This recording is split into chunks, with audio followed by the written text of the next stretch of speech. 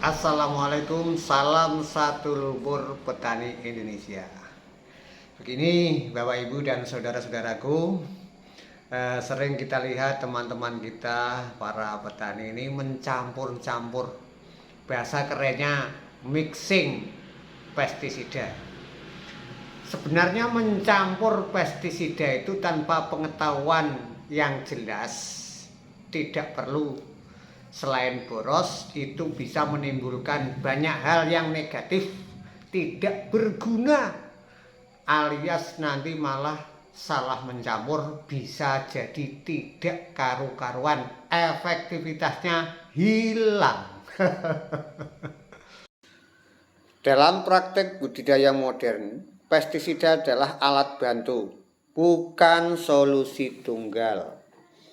Efektivitasnya sangat ditentukan oleh ketepatan penggunaan, bukan banyaknya jenis yang dicampur dalam satu tangki.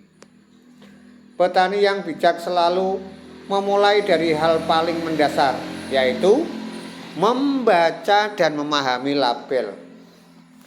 Setiap pestisida telah dirancang dengan karakteristik tertentu, mulai dari bahan aktif, dosis, waktu aplikasi, hingga kondisi ideal seperti pH air. Mengabaikan petunjuk ini sama dengan menggunakan alat tanpa memahami cara kerjanya.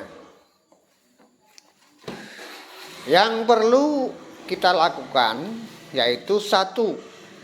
Menghindari asal campur. Mencampur beberapa pestisida sekaligus memang terlihat praktis, tetapi tanpa pengetahuan kompatibilitas hal ini berisiko. Lalu apa risikonya? Bisa terjadi reaksi kimia yang menurunkan efektivitas. Bisa juga endapan atau penggumpalan yang menyumbat nozzle. Perubahan pH larutan yang merusak bahan aktif. Juga bisa menimbulkan resiko fitotoksik. Apa itu? Daun terbakar, pertumbuhan terganggu, kelihatan seperti kena obat bakar. Ini adalah fitotoksik. Prinsipnya sederhana. Tidak semua pestisida bisa berteman dalam satu tangki. Jadi dalam satu tangki belum tentu antara pestisida satu dengan pestisida yang lain berteman. Layaknya tentara mau kita terjunkan perang ke sawah, kita bawa tentara Israel dan tentara Irak, kita masukkan dalam tangki, tentu sebelum kita semprot ke tanaman dia sudah bunuh-bunuhan dalam tangki. Begitu bukan? Oke, selanjutnya yang kedua. Kenali sifat dasar pestisida. Beberapa hal penting yang perlu dipahami, yaitu jenis formulasi EC, WP, SC, SL, dan lain sebagainya. Mempengaruhi cara pencampuran. Juga pH harus ideal. Banyak insektisida dan fungisida bekerja optimal pada pH 5-6. Jadi kalau 5-6 itu netral, ya, atau pH-nya agak asam. Selanjutnya, stabilitas bahan aktif. Ada yang mudah rusak jika bercampur atau terkena air basah. Kalau pH-nya terlalu basah, nanti kadang-kadang pestisida ada yang malah menjadi rusak. Kita lanjutkan yang ketiga. Lakukan uji campur sederhana. Sebelum mencampur dalam skala besar, Ambil air dalam wadah kecil, campurkan pestisida sesuai urutan.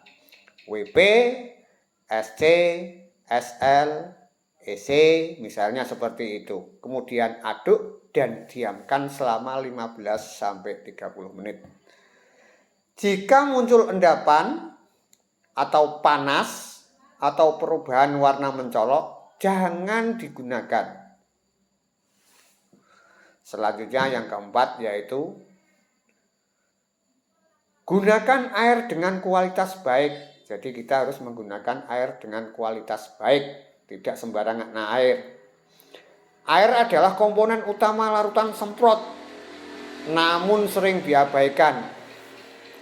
Hindari air yang terlalu keruh atau mengandung lumpur. Jika memungkinkan, gunakan penstabil pH agar tetap kisaran ideal. Air dengan pH terlalu tinggi bisa mempercepat degradasi bahan aktif. Oh, gitu guys. Selanjutnya yang kelima, jangan mengejar, sekali semprot banyak hama hilang. Sekali semprot banyak hama dan penyakit hilang. Pendekatan mencampur banyak pestisida sekaligus sering dilatar belakangi keinginan praktis, namun lebih baik tepat sasaran daripada banyak tapi tidak efektif. Gunakan pestisida sesuai jenis hama atau penyakit yang dominan. Jadi yang dominan dulu. Jangan kelihatan ada walang sangit, ada walang, ada wereng, ada semuanya kita semprot. Kita ambil yang dominan dulu. Selanjutnya, rotasi. Rotasi itu berganti-ganti, menggunakan bahan aktif yang berganti. Bukan ganti merek dagang, namun ganti pestisida yang berbahan aktif tidak sama. Jadi rotasi bahan aktif lebih penting daripada mencampur sembarangan. Kita lanjutkan untuk yang keenam. Waspadai gejala fitotoksik. Jika setelah penyemprotan muncul daun menguning atau terbakar, pertumbuhan terhambat, malai tidak berkembang normal, atau seperti kena obat bakar, kemungkinan besar terjadi kesalahan campur atau overdosis atau salah dosis. Itu yang saya katakan tadi, fitotoksik. Selanjutnya yang ketujuh, konsultasi dan belajar berkelanjutan. Petani tidak harus tahu semuanya sendiri. Diskusi dengan teman-teman termasuk dengan saya.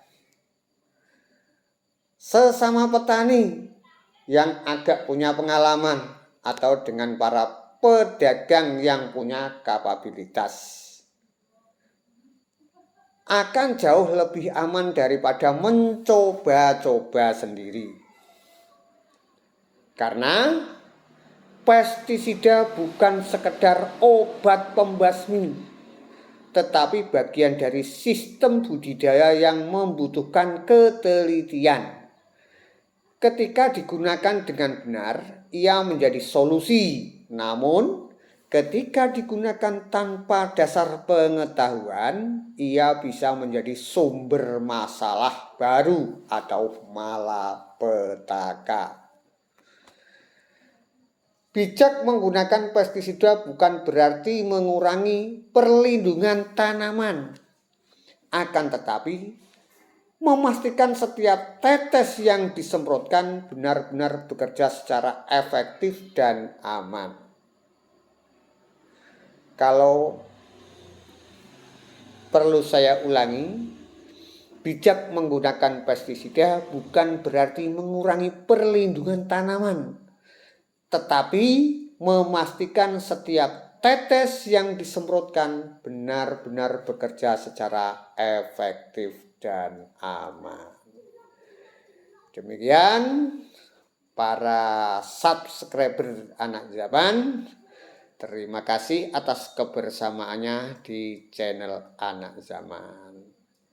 Jangan lupa like, komen, dan subscribe. Terima kasih. Assalamualaikum warahmatullahi wabarakatuh.